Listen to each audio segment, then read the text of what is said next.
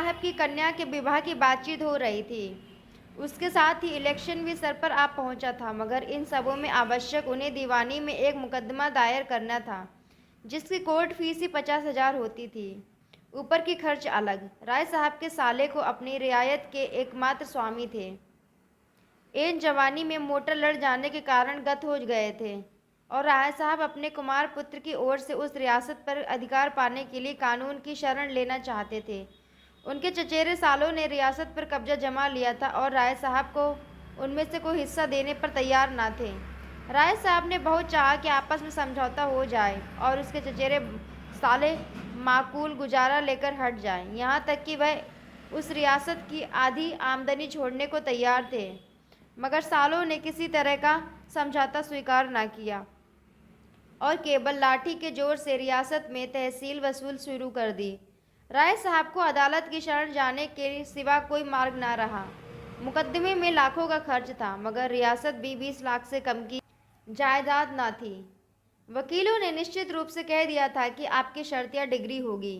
ऐसा मौका कौन छोड़ सकता था। मुश्किल यही थी कि वह यह तीनों काम एक साथ आ पड़े थे और उन्हें किसी तरह टाला ना जा सकता था। कन्या की अवस्था 18 वर्ष की हो गई थी और केवल हाथ में रुपए न रहने के कारण अब तक उसका विवाह टलता जाता है। खर्च का अनुमान 1 लाख का था। जिसके पास जाते हैं वही बड़ा सा मुंह खोलता है, मगर हाल में एक बड़ा अच्छा अवसर हाथ आ गया था। कुंवर दिग्विजय सिंह की पत्नी यक्षमा की भेंट हो चुकी थी और कुंवर साहब अपने उजड़े घर को जल्द से जल्द बसा लेना चाहते थे। सौदा भी वारे से तय हो गया और कहीं शिकार हाथ से निकल ना जाए, इसलिए इसी लग्न में विवाह होना परम आवश्यक था। कुंवर साहब दुर्वासनाओं के भंडार थे। शराब, गांजा, अफीम, मदक, चरस, ऐसा कोई नशा न था जो वह ना करते हो। और अय्याशी तो रईस की शोभा है। वह रईस ही क्या जो अय्याश ना हो। धन का उपयोग और किया ही कैसे जाए, मगर इन सब दुर्गुणों के होते हुए भी वह ऐसे प्रतिभावान थे कि अच्छे अच्छे विद्वान उनका लोहा मानते थे। संगीत, नाट्य कला, हस्तरेखा, ज्योतिष, योग, लाठी कुश्ती, निशानेबाजी आदि कलाओं में अपना जोड़ ना रखते थे। इसके साथ ही बड़े दबंग और निर्भीक थे। राय साहब ने समझा, बिल्ली के भागो छीटा छीका टूटा। अभी कुंवर साहब शोडसी से निवृत्त भी न हुए थे कि राय साहब ने बातचीत शुरू की। कुंवर साहब के लिए विवाह केवल अपना प्रभाव और शक्ति बढ़ाने का साधन था। राय साहब काउंसिल के मेंबर थे ही, यूँ भी प्रभावशाली थे। राष्ट्रीय संग्राम में अपने त्याग का परिचय देकर श्रद्धा के पात्र भी बन चुके थे। शादी तय होने में कोई बाधा न हो सकती थी और वह तय हो गई। रहा इलेक्शन, यह सोने की हंसिया थी जिसे ना उगलते बनता था न निगलते। अब तक वह 2 बार निर्वाचित हो चुके थे और दोनों ही बार उन पर 1 लाख की चपत पड़ी थी। मगर अब की एक राजा साहब इसी इलाके से खड़े हो गए थे और डंके की चोट पर ऐलान कर दिया था कि चाहे हर एक वोटर को 1-1 लाख ही क्यों ना देना पड़े, चाहे 50 लाख की रियासत मिट्टी में मिल जाए, मगर राय अमरपाल सिंह को काउंसिल में ना जाने दूंगा। और उन्हें अधिकारियों ने अपनी सहायता का आश्वासन भी दे दिया था। राय साहब विचारशील थे, अपना नफा नुकसान समझते थे, मगर राजपूत थे और पोतड़ों के रईस थे। यह चुनौती पाकर मैदान में कैसे हट जाएं। यूँ उनमें राजा सूर्य प्रताप सिंह ने आकर कहा होता, भाई साहब आप तो 2 बार काउंसिल में जा चुके, अब की मुझे जाने दीजिए, तो शायद राय साहब ने उनका स्वागत किया होता। काउंसिल का मुंह अब उन्हें न था, लेकिन इस चुनौती के सामने टाल ठोकने के सिवा और कोई राह ही ना थी। एक मसलहत और भी था। मिस्टर तनखा ने उन्हें विश्वास दिलाया था कि आप खड़े हो जाएं, पीछे राजा साहब से 1 लाख की थैली लेकर बैठ जाइएगा। उन्होंने यहाँ तक कहा था कि राजा साहब राय साहब को परास्त करके का गौरव नहीं छोड़ना चाहते थे और इसका मुख्य कारण था राय साहब की लड़की की शादी कुंवर साहब से ठीक होना। 2 प्रभावशाली घरानों का संयोग वह अपनी प्रतिष्ठा के कारण हानिकारक समझते थे। उधर राय साहब को ससुराली जायदाद मिलने की भी आशा थी। राजा साहब के पहलू में यह कांटा भी बुरी तरह खटक रहा था। कहीं वह जायदाद उन्हें मिल गई तो, और कानून राय साहब के पक्ष में ही था, तब तो राजा साहब एक प्रतिद्वंदी खड़ा हो जाएगा। इसलिए उनका धर्म था कि राय साहब को कुचल डाले और उनकी प्रतिष्ठा धूल में मिला दें। इधर गोवर और झुनिया के जाने के बाद घर सुनसान रहने लगा। धनिया को बार बार चुन्नू की याद आती रहती। बच्चे की माँ तो झुनिया थी, पर उसका पालन धनिया ही करती थी। भाई उसे उपटन मलती, काजल लगाते सुलाती और जब काम काज से अवकाश मिलता उसे प्यार करती। बात्सल्य का यह नशा ही उसकी विपत्ति को भुलाता रहता था। उसका भोला भाला मक्खन सा मुंह देखकर वह अपनी सारी चिंता भूल जाती और स्नेह में गर्व से उसका हृदय फूल उठता। वह जीवन का आधार अब न था। उसका सूना खटोला देखकर वह रो उठती। वह कवच जो सारी चिंताओं और दुराशाओं से उसकी रक्षा करता था उससे छिन गया था। डाइन ने आकर उसका सोना सा घर मिट्टी में मिला दिया। गोबर ने कभी उसकी बात का जवाब भी न दिया था। इसी ने उसको फोड़ा और वहाँ ले जाकर न जाने कौन कौन सा नाच नचाएगी। यहाँ ही वह बच्चे की कौन बहुत परवाह करती थी। उसे तो अपनी मिस्सी काजल मांग चोटी से ही छुट्टी नहीं मिलती। बच्चे की देखभाल क्या करेगी। बेचारा अकेला जमीन पर पड़ा रोता रहता था। बेचारी एक दिन भी तो सुख से रहने नहीं पाता। कभी खांसी, कभी दस्त, कभी कुछ। यह सोच सोचकर उसे झुनिया पर क्रोध आता। गोबर के लिए अब भी उसके मन में वही ममता थी। इसी चुड़ैल से उसे कुछ खिला पिलाकर अपने वश में किया होगा। ऐसी मायावी ना होती तो वह टोना ही कैसे करती। कोई बात ना पूछता था। भौजाइयों की लातें खाती थी। यह भुग्गा मिल गया तो आज रानी हो गई। होरी ने चिढ़कर कहा, जब देखो तब तो झुनिया को ही दोष देती है। यही नहीं जो समझती कि अपना सोना खोटा तो सोनार का क्या दोष। गोबर उसे ना ले जाता तो क्या आप चली जाती। शहर का दाना पानी लगने से लौंडे की आंखें बदल गईं। ऐसा क्यों नहीं समझ लेती। धनिया गरज उठी। अच्छा चुप रहो। तुम्ही ने उसको मोड़ पर चढ़ा रखा था। नहीं, मैंने पहले ही दिन झाड़ू मारकर निकाल दिया होता झुनिया को। खलिहान में ठाटें जमा हो गई थी। होरी बैलों को खुरचकर अनाज मारने जा रहा था। पीछे मुंह फेरकर बोला, मान ले बहू ने गोबर को ही फोड़ दिया तो तू इतनी कुड़ती क्यों है। जो सारा जमाना करता है वही गोबर ने भी किया। अब उसके बाल बच्चे हुए, मेरे बाल बच्चे के लिए क्यों अपनी सांसत कराए। क्यों हमारे सर का बोझ अपने सर पर रखे। तुम ही उपद्रव की जड़ हो तो मुझे भी निकाल दो। मैं ले जा बैलों को। अनाज माड़ में हुक्का पीता हूँ। तुम चलकर चक्की पीसो, मैं अनाज मारूंगी। विनोद में दुख उड़ गया। वही उसकी दवा है। धनिया प्रसन्न होकर रूपा के बाल गूंथने बैठ गई जो बिल्कुल उलझ कर रह गए थे और होली खलियान चला। रसिक वसंत सुगंध और प्रमोद और जीवन की विभूति लुटा रहा था। दोनों हाथों से दिल खोलकर कोमल आम की डालियों में छिपी अपनी रसीली मधुर आत्मस्पर्श कूक से आशाओं को जगाती फिरती थी। महुए की डालियों पर मैनाओं की बारात सी लगी बैठी थी। नीम और सिरस के करौंदे अपनी महक में नशा सा घोल देते थे। होरी आमों के बाग में पहुंचा तो वृक्षों के नीचे तारे से खिले थे। उसका व्यथित निराश मन भी इस व्यापक शोभा और स्फूर्ति में आकर गाने लगा। हिया जरत जरत दिन रैन, आम की डरिया कोयल बोले तनिक न आवत चैन। सामने से दुलारी सहुआइन गुलाबी साड़ी पहने चली आ रही थी। पाँव में मोटे चांदी के कड़े थे, गले में मोटी सोने की हंसली। चेहरा सूखा हुआ पर दिल हरा। एक समय था जब होरी खेत खलियान में उसे छेड़ा करता था। वह भाभी थी, होरी देवर था। इस नाते दोनों में विनोद होता रहता था।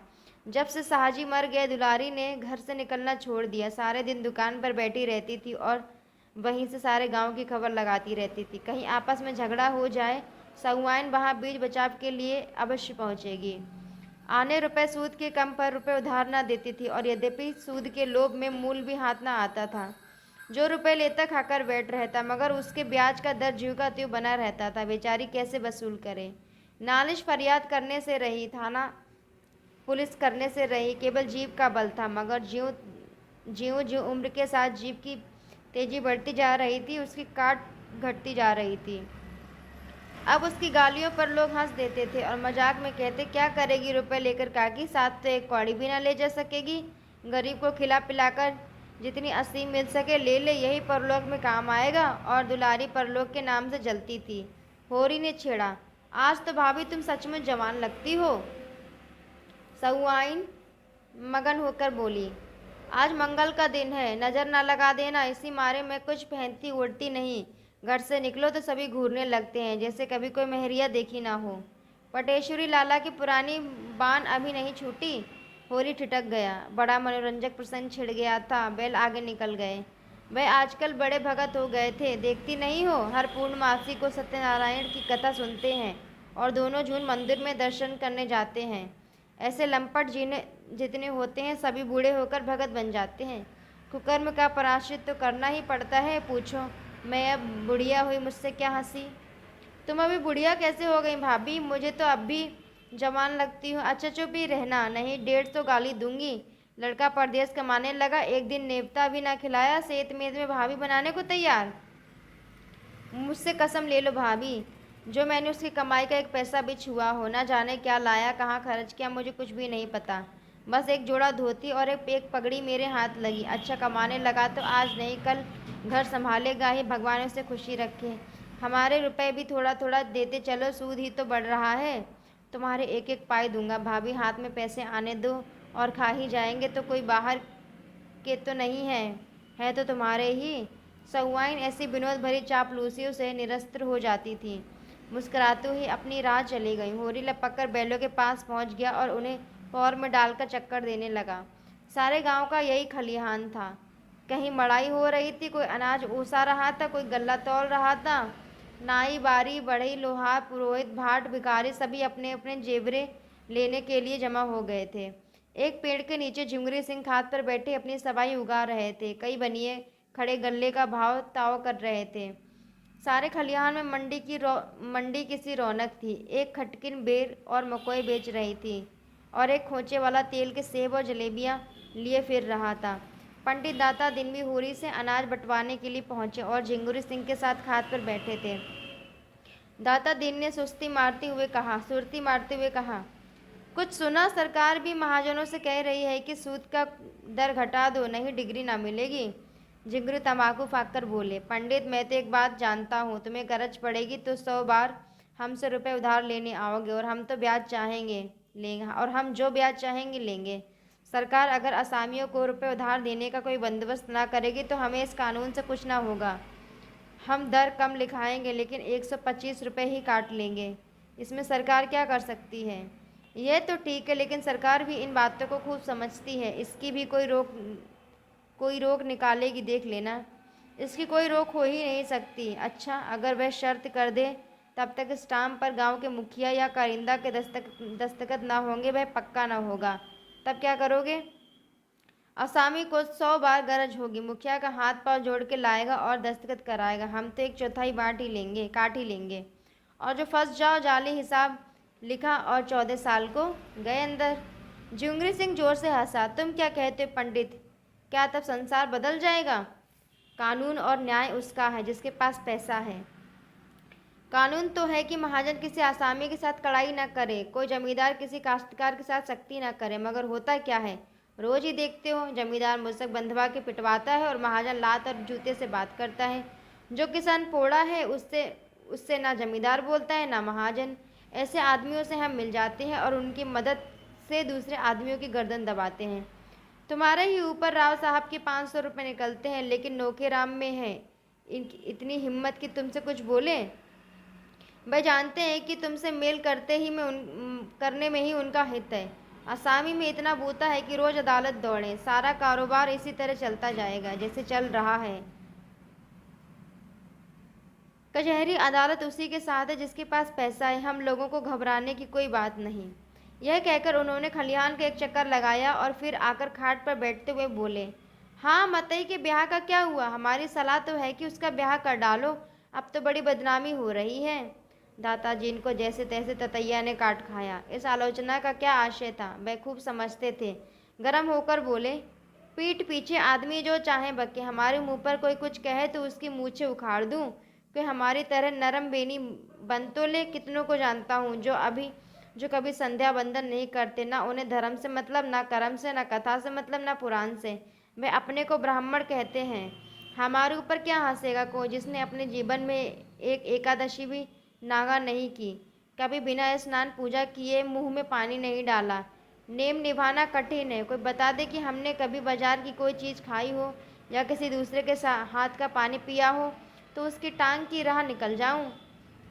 सिलिया हमारी चौखट नहीं लांघते पाती। बर्तन भाड़े छूना तो दूसरी बात है। मैं यह नहीं कहता कि मतई यह बहुत अच्छा काम कर रहा है, लेकिन जब एक बात हो गई तो यह पाजी का काम है कि औरत को छोड़ दें। दादादीन अपनी जवानी में स्वयं बड़े रसिया रह चुके थे, लेकिन नेक धर्म से कभी नहीं चूके। माता दीन भी सुयोग्य पुत्र की भांति उन्हीं के पद चिन्हों पर चल रहा था। धर्म का मूल तत्व है पूजा पाठ, कथा, व्रत और चौका चूल्हा। जब पिता पुत्र दोनों ही मूल तत्व को पकड़े हुए हैं तो किसकी मजाल है कि उन्हें पथभ्रष्ट कर सके। झिंगुरी सिंह उनके पांडित्य पर मुग्ध होकर बोले, तब क्यों आजकल लोग वाजपेयी और सुकुल बने फिरते हैं? समय समय की प्रथा है और क्या। किसी में कितना तेज हो तो विष खाकर उसे पचाना तो चाहिए। वह सतयुग की बात थी, सतयुग के साथ गई, अब तो अपना निभा बिरादरी के साथ मिलकर रहने में है। मगर करूँ क्या, कोई लड़की वाला आता ही नहीं। तुमसे भी कहा, औरों से भी कहा, कोई नहीं सुनता। तो मैं क्या लड़की बनाऊं?